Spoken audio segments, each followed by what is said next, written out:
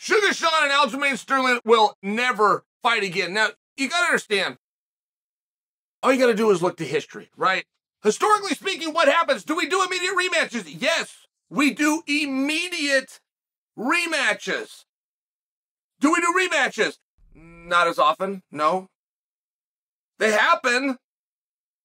But are you talking about main event title shots? No, those are done immediately, or those aren't done. Now, I got to bring this to you, right?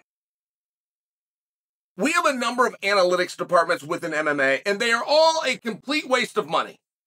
For free, you can come to Chael's YouTube channel, where not only is there an audit, there's a public audit. This single largest voice in MMA. I don't say that to be a jerk. My number's right there. And I've had people tell me, Chael, you say that, but Rogan's bigger. No, he's not. I don't talk about the moon landing and aliens and pot over here. I am laser focused on MMA. We are not even close. And you know when I tell you that? I watched something, and the biggest mistake that we make in this sport where we're attempting to identify who the star is whoever wins the fight gets all the credit. So you have a sold-out house where the loudest pop of the night is a negative chant, F you, Aljo.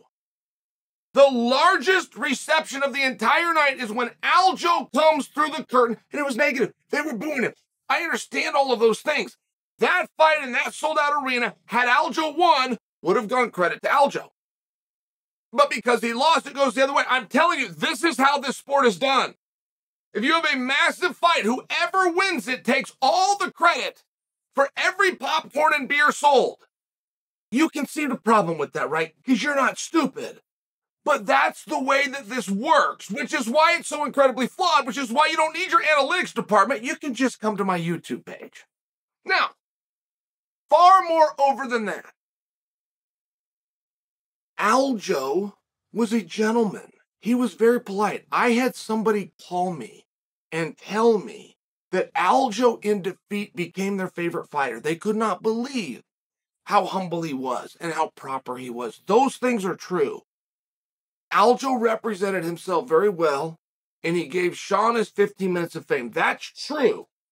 It's very hard to do that and get yourself a rematch at the same time. It's just very hard for them to go hand in hand. Like, I'm not coming out and telling you that Aljo did a poor or a negative job. I thought he did great. I thought he really was a gentleman. I thought he showed a lot of class. But he did hint that he might be retired. And whether that was his message or not, his exact words were, "Don't be surprised if you see me back in here." It's a quote. Don't be surprised if you see me back in here. Well, what is the other side of that? If that's one side of the coin, there's only one other side. What would that be? Don't be surprised if you don't see me back in here. And it's a colossally difficult situation when Aljo, who has absolutely earned the right to an immediate rematch, for sure he's earned that right. And this isn't just my opinion. Suga Sean would have given it to him. He didn't ask for it. This wasn't a matter that Suga Sean told him no or got up in the loft and pulled the ladder or wasn't grateful for the opportunity that Aljo had bestowed upon him. It was none of those things. Sean wasn't asked for it. Chito Vera did ask for it.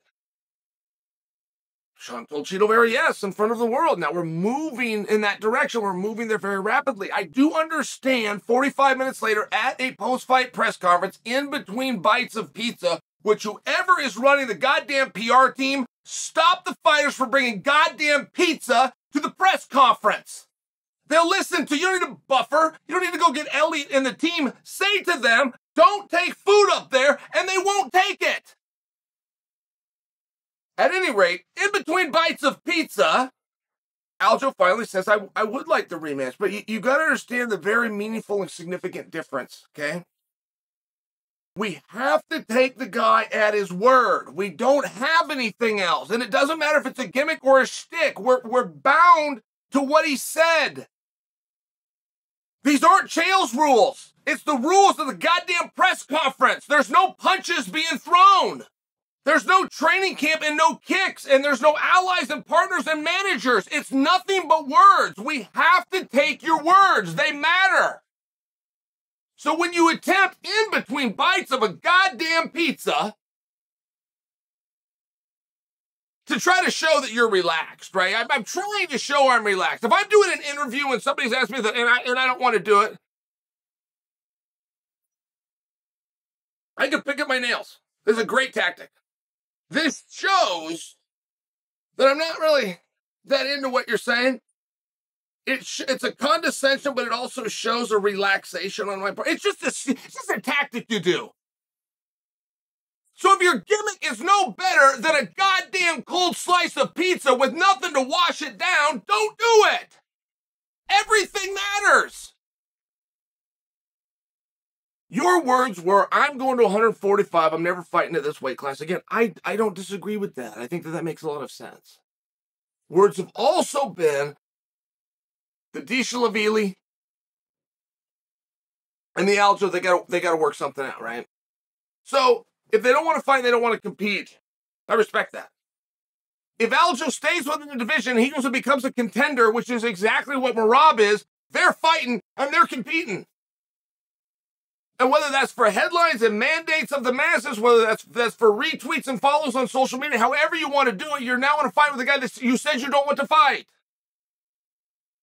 So if you go that route and Suga Sean and Cheeto go a different route, rematches don't happen for titles unless they're immediate, which by definition would be impossible to do if Cheeto, in fact, is going to be next, right? I mean, it's one of these really interesting spots